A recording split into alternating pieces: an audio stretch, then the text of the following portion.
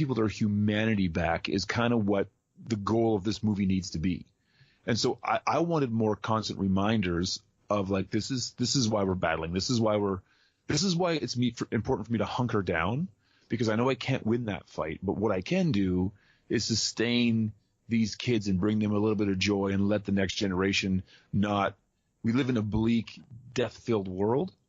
We can still have a little spark of joy in that. And so, and also I want them, I'm like, now do Jedi, like do the next movie. Like, they're like, do E.T. or something like that. I'm like, yeah, do E.T.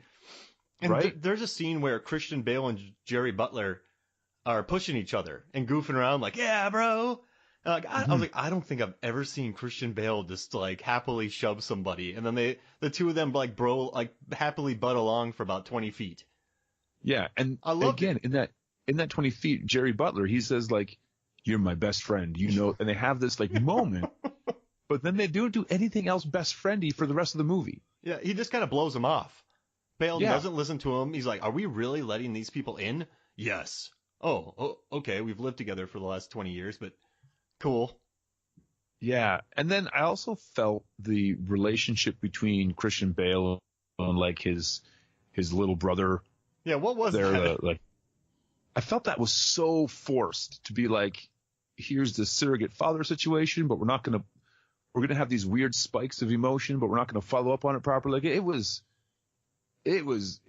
so like forced and like just weird. It was just a weird relationship. I have in all caps, who is this random kid? Right. I still don't know who he is, because he's not in the first part of the movie. And then we just have Christian Bale lecturing him about, he kind of sounds like a chimney sweep in this movie, Christian Bale. And I thought you were the one. I don't know what accent that is. I'm not going to do that anymore. I think that was the official accent of chimney sweeps everywhere. Yeah. Wait. And the kid's like, I just got to go. And I'm like, who is he? Why is he the kid that's taking over? And then at the end, he's like, you're in control. I'm like, yeah, but you're still young.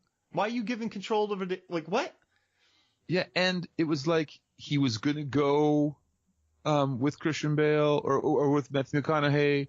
It was this big like ordeal. And then like the next scene, he's like, oh, I'm back. Like I didn't go. I stayed. There's also a very random moment of Christian Bale just shirtless, looking ripped, talking to the kid.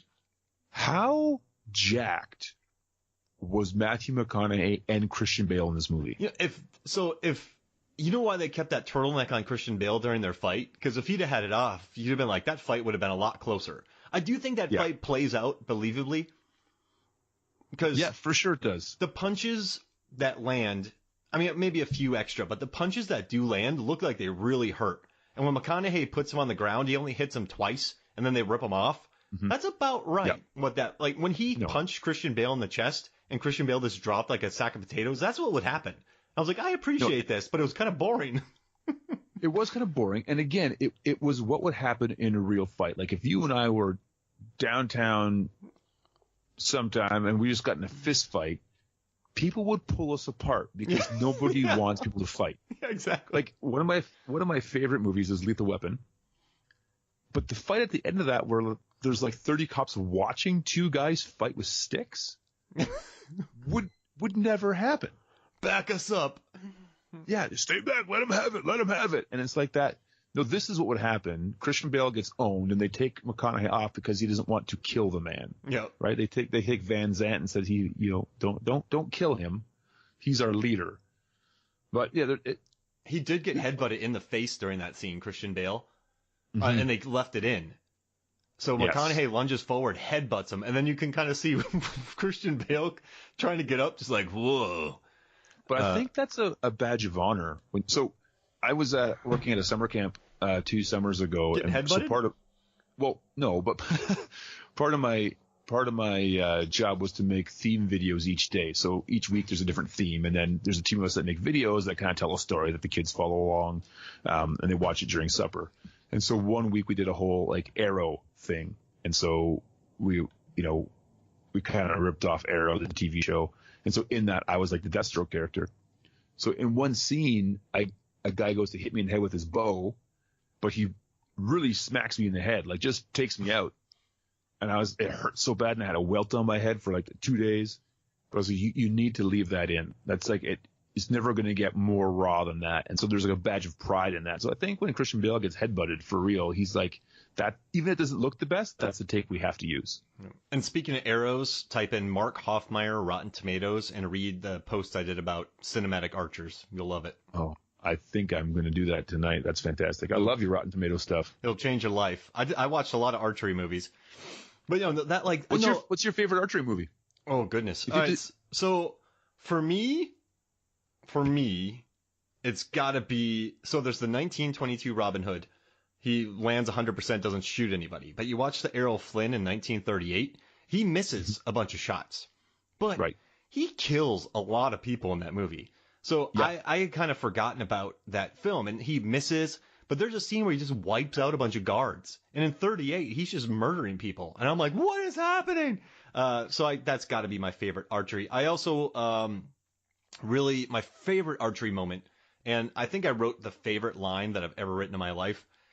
So I wrote about Hot Shots Part 2, and I started off going, and I wrote, we don't condone using arrows in lieu, using chickens in lieu of arrows. It's like the favorite thing I've ever written in my life. But I love when he just misses and shoots a guy with a chicken. So it's funny that you went to Hot Shots Part 2, because if you asked me for my favorite cinematic archer, it would have been Rambo 2 Rambo. Well, he has the highest archery rating of any archer. So I watched all of Legolas. I watched all of Katniss. I watched all of Hawkeye, Robin Hood, Rambo. Rambo has the highest accuracy. Well, so when I say accuracy, I mean death shot. So Legolas, when he goes to shoot that berserker orc with the flare in its hands and two towers, he shoots it twice and the orc still goes. Those aren't perfect shots. Right. So Rambo, he only misses one, and that one goes in the guy's leg, and he just has to use another arrow to wipe him out. So even his miss isn't so. He's accurate 100% of the time, but he's not perfectly accurate. He's perfectly accurate 96.3% of the time. Does he get extra points for shooting a guy with an arrow who then falls onto a landmine? I didn't give him points for that. I did give him points for letting the guy run about 50 yards away and then blowing him up.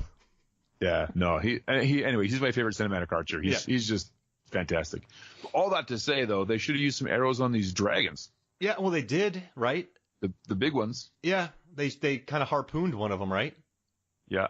I mean, so, all right, watching this movie, I just want to kind of talk about it a little bit. I love the ground. I do like that they tried the grounded approach to the film. Well, and I will say that this movie fits into a very small category of movies for me, where it's done in such a way that they're uncomfortable to watch, because there's no way you could be in the setting they're in and be comfortable. So like there's the Road Warrior, there's Cool Hand Luke, and Snowpiercer was one for me that when you watch it, you're just uncomfortable watching those characters, and because it's translated so well that you feel like you're in those scenarios. Absolutely. And this one felt dirty and gritty and just awful watching it, because they get that so well. Oh, I'm with you. Yeah, no, this movie was made, like, the director Rob Bowman, the guy knew what he was doing. He came from TV, right? Like, he was mostly a TV director. He did X-Files and he's done Castle, but he worked on X-Files before this. Now, this movie didn't have the biggest budget, and so you could tell that his TV expertise stretched in, and he could really stretch the budgets. He did make Airborne before this, which I kind of love, that skating movie. He kind of hit a rough patch later on because he directed, like, Elektra. Those movies. Yeah, that you can't really recover from Elektra. Yeah, so he kind of tanked.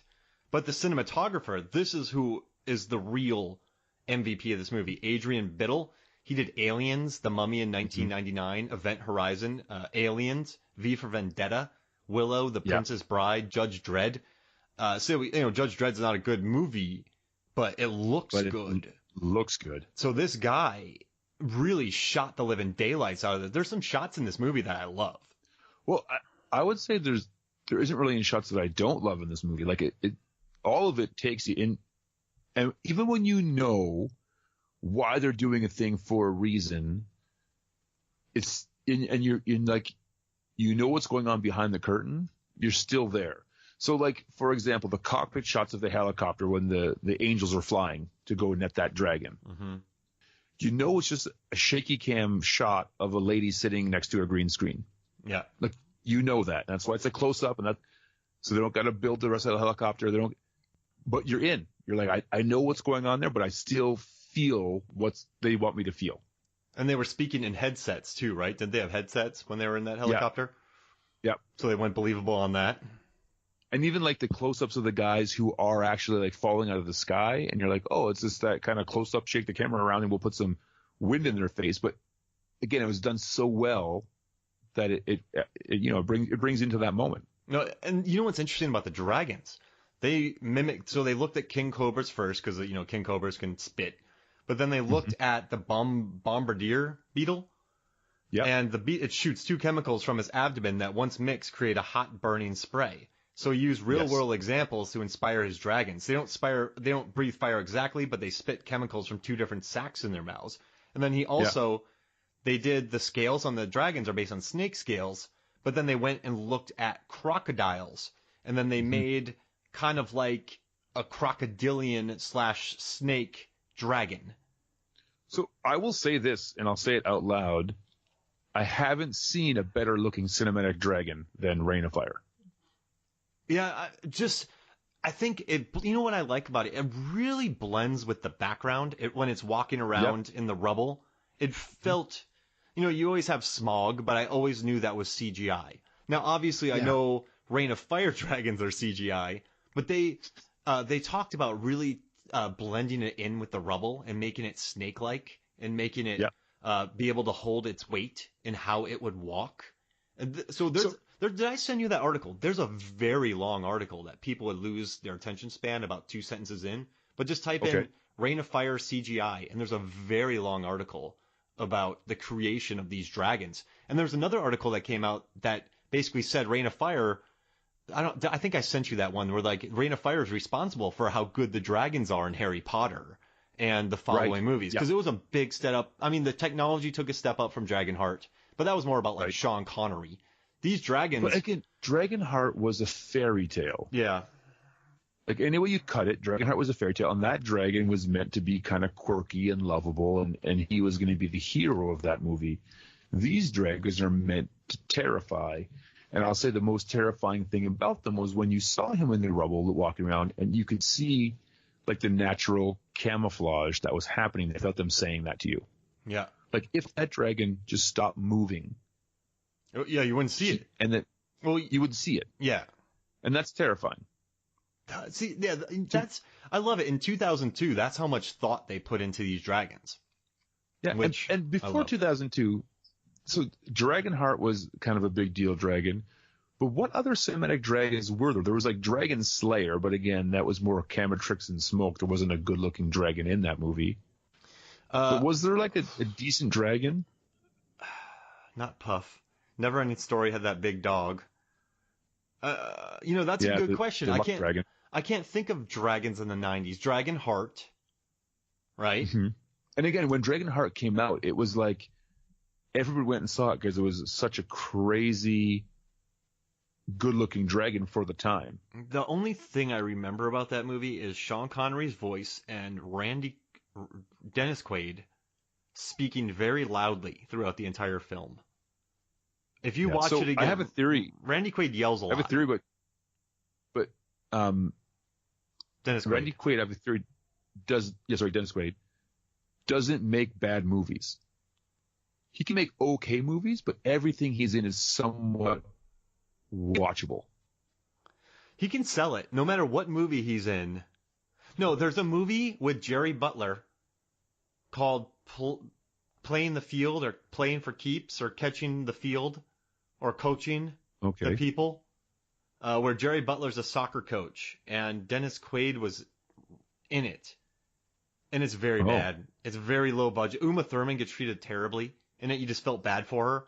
And Quaid seems to be like very red-faced and just very hyperactive in it. And maybe it was just the overall. So maybe I'm not trying to knock down your point, because I think no. If I did the data, I would say 98% of his movies you can have fun with. But this one, he was very sweaty.